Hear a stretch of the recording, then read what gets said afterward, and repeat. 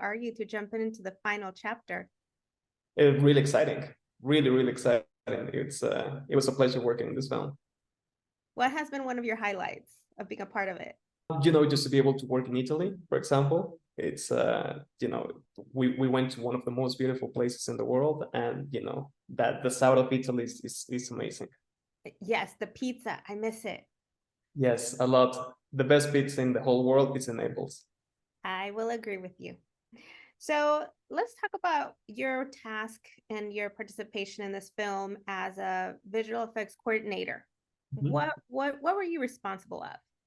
So my job was to work very closely with the VFX supervisor, and he would have a breakdown of every scene, of every VFX that has to be done on each scene. And my job is to make sure that we have all the data gathered on set in order for them to work with that in the post-production process. So how do you sign on to a job like this and be working on a big picture film? I met the James McQuaid, the VFX supervisor, on a different film, and we worked for a really long time on that film, 6 months. And ever since, we just developed this great working relationship. And then, I was fortunately enough so that he would ask me again to join on the Equalizer. What was one of your favorite parts or scenes that you can talk about? I think the one that I like the most is the beginning sequence, right? Because we are again being introduced to the Equalizer after all this time, and then this first sequence is like, it sets the mood and tone of the film, and it's a really incredible action sequence. So it's very thrilling, and that's the opening of what's to come.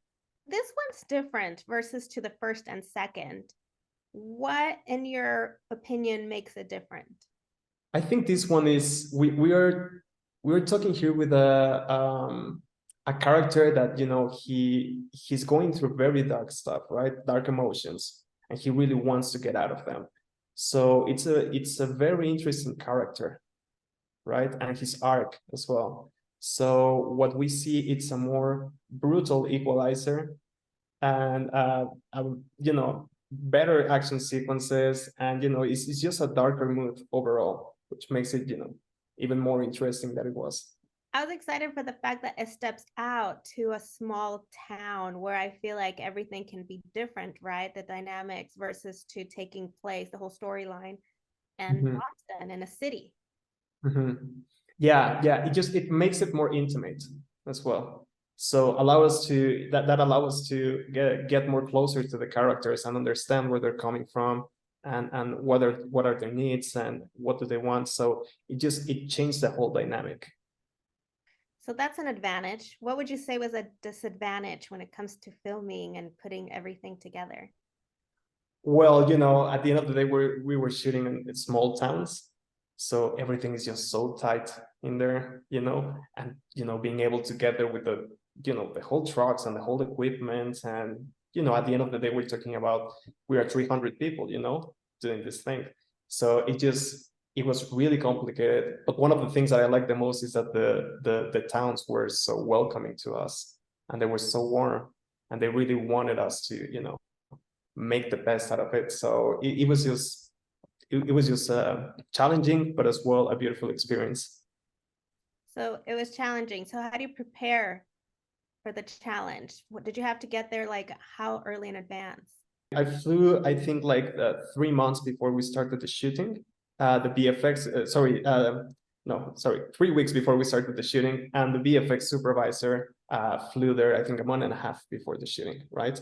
So once you're there, you really need to understand what are the challenges, and you need to be very precise on what you need to get, right? So I think that's the preparation you need to get. Just study a lot the script, study what you need to get, and once you're there, just try to get it as fast as possible. Okay, so you study the script, you start a location, but what kind of factors come in that make it challenging once you're there and filming? The thing is that we're working with tight deadlines, right? There are sets that are built up, and in a matter of 2 hours, they're completely gone. right? So you have a very, very small window to get everything you need, right? And as well, you need to work, you have to find your sneaky ways through everything, because you just can't stop production, right? You just need to keep going. And those are the challenges, how to be able to, finesse your way to get all the information you need and make sure it's right before everything just gets struck down.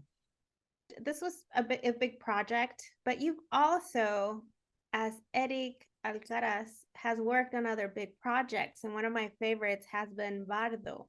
Mm-hmm. Well, how do you put yourself into the new challenges, new projects?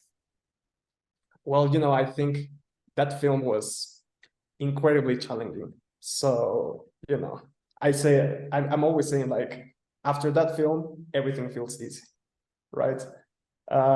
It was just, we were just shooting for so long during the pandemic times in various locations, right? So that thing, in a way, it just prepares you to just, whatever is to come. So I think it's a mindset on how to approach things and how to tackle, problems creatively. And yeah. Wow. Well, speaking of experience, then, with mindset, what are you taking away from being a part of this final chapter?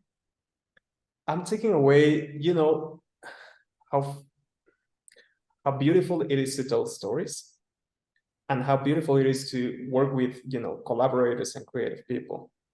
So if anything, it made me a better filmmaker, and gave me a taste of a different culture and different aesthetics.